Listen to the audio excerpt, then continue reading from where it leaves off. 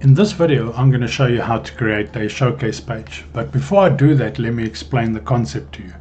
Firstly, a showcase page can only be created from your company page. So if you haven't got one yet, go and watch the video on creating a company page and do that first.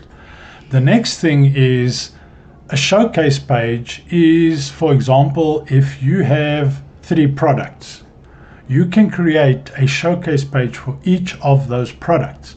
And then on that page, the content is just around that product. That gives you the capability to further segment your network and only have the relevant people follow that specific page.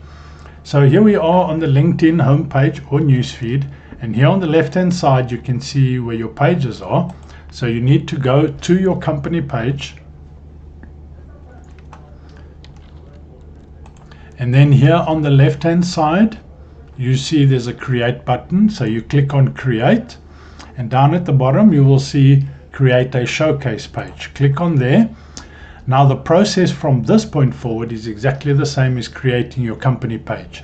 Just fill in all the information, add in a logo which appears in the square over here, tagline, and then remember to click that you verify you authorized, and you create the page. Then once a page is created, you can go ahead and edit it further.